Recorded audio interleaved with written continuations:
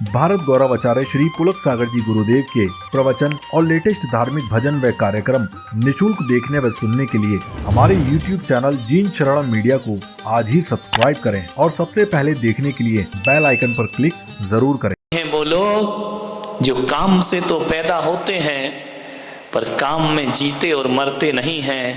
काम में पैदा होना हमारी मजबूरी है, लेकिन यदि हम चाहें तो काम से पैदा होकर राम में जी सकते हैं और राम में ही हमारी देह का विसर्जन हो सकता है।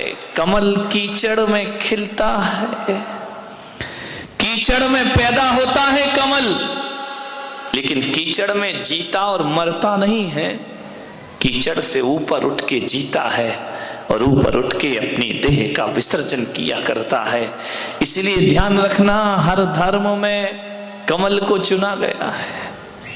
लक्ष्मी कमल पर, सरस्वती कमल पर, ब्रह्मा कमल पर, सारे देवी देवता कमल पर हैं।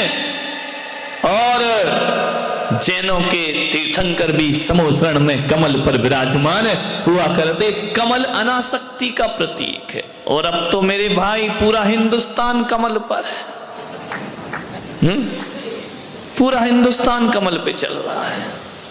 समझ में क्या? ऐसी बातें आपको डायरेक्ट समझ में आती हैं। कमल में तो वो ताकत है कि हाथी को पछाड़ देता है, साइकिल पंचर कर देता है। कमल में बड़ी ताकत है। लालटेन बुझी जा रही है, घड़ी टिक टिक कर रही है। ध्यान रखना, कमल चल रहा है पूरे देश में। कीचड़ में कमल की तरह खिलते हैं लोग, और कुछ ऐसे होते हैं जो कीचड़ में कीड़े की तरह रेंगा करते हैं। जो वासना में जीते हैं वो कीचड़ में कीड़े की तरह जिंदगी बिताते हैं, और जो साधना में जीते हैं वो कीचड़ में कमल की तरह खिल करके अपना जीवन आनंदित करते हैं। उनकी सुगंध रहा करती है। एक बात ध्यान रखना, चर्चा चहकती है, चरित्र महकता है। चर्चा चहकती है, चरित्र महकता है। चहक थोड़ी देर की होती है, महक फूल बिखरने के बाद भी बना रह करती है। फूल बिखर जाते हैं, खुशबू बनी रहती है। महक, ध्यान रखना, चर्चा से चहको मत, महक से महकने का प्रयास करें। चरित्र महकता है, चरित्र की सुगंध है। चरित्र की सुगंध सभी जगह पहुंचा करती है। शब्दों की टनकार पहुंचे या ना पहुंचे, चरित्र की झनकार हर किसी के हृदय में हुआ करती है। मान चरित्र में जियो। आज अपनी ऊर्जा को काम में नहीं, राम में लगाओ। ऊर्जा तो ऊर्जा है, ये विध्वंस भी कर सकती है, ये सृजन भी कर सकती है।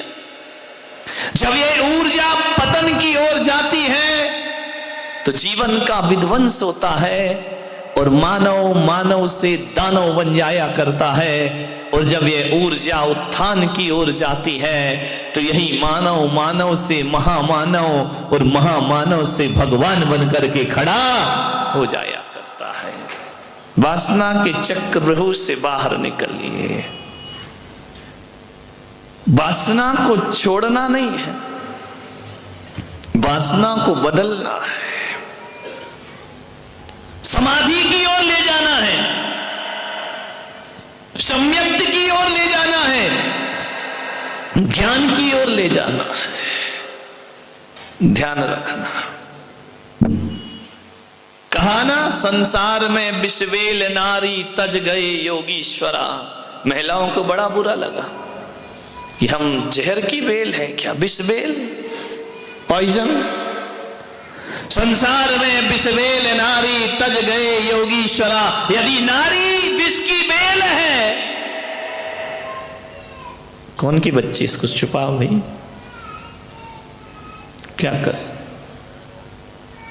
उसकी मम्मी खो गई है, बच्ची रोए और अपन प्रवचन करें तो फिर धर्म का साउंड बढ़ रहा है। पहचान ले बेटा जो भी मम्मी हो।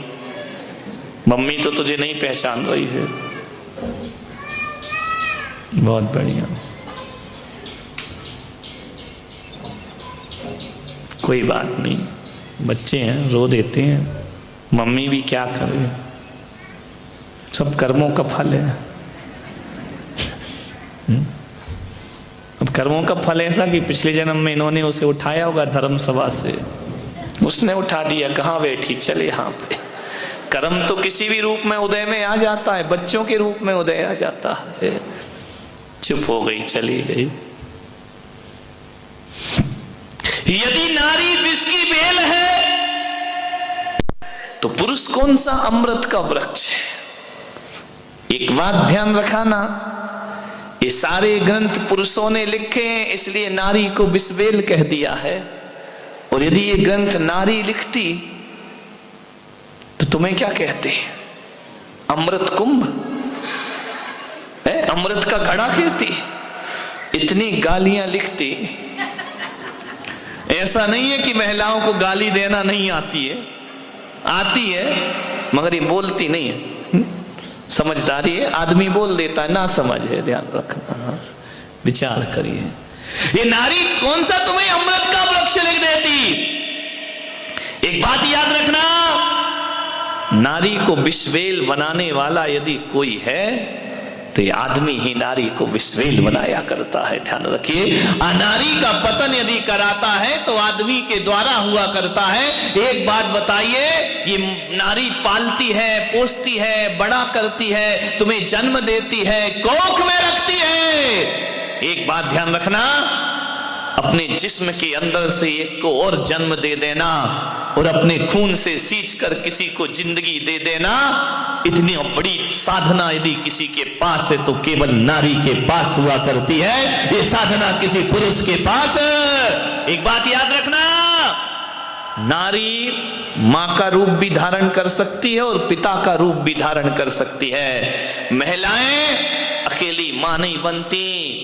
यदि पिता दुनिया से चला जाए तो पिता का रोल भी अदा कर दिया करती है। लेकिन आदमी बाप बन सकता है, लेकिन मां का रोल कभी अदा नहीं कर सकता है। मां की ममता कभी उसके अंदर नहीं। मां बन के पालना बहुत कठिन काम है, ध्यान रखिए।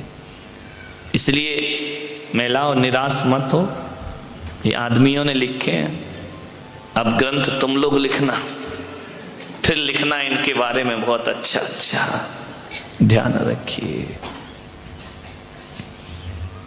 सोचना है आपको। विषय वासना से दूर होने का धर्म है आज का। ब्रह्म का नाम ब्रह्मचर्य नहीं होता है।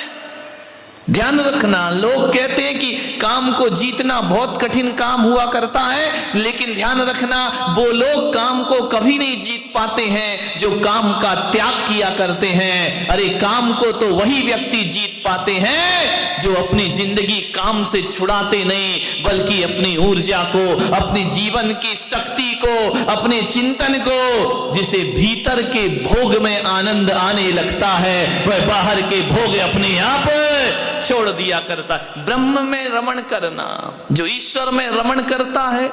अभी इतनी देर आप यहां बैठे हैं, भगवान की भक्ति में, पूजन में, पाठ में, आपके अंदर कोई वासना पैदा नहीं हो सकती है, क्योंकि आप अपनी ऊर्जा को ब्रह्म में रमण करा रहे हैं। आप अपनी ऊर्जा को ब्रह्म में लीन कर रहे हैं, अपने विचारों को परमात्मा में लीन कर रहे हैं। और एक बात मान के चलना, जितनी भी देर आपने पूजन पाठ की है और भगवान में मन लगाया है, हकीकत में कहता हूं यही ब्रह्मचर्य है, यही 10 लक्षण है और यही पर्युषण पर्व है। ये इतनी देर का पर्युषण है। अभी निकलने के बाद तो फिर थारे मारे शुरू हो जाएगा, फिर झगड़े शुरू हो जाएंगे। कई तो इंतजार ही कर रहे जैसे तैसे आज का दिन और कटे और कल चल करके पारणा किया जाए। पारणा भी कहां होते, जय हो तुम्हारी पंचम काल की।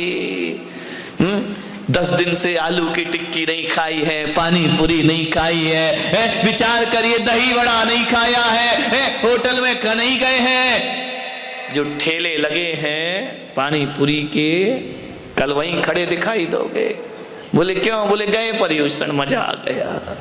ध्यान रखिए, पर्यूषण मेरे भाई अभी आया ही नहीं है, जाएगा कहां?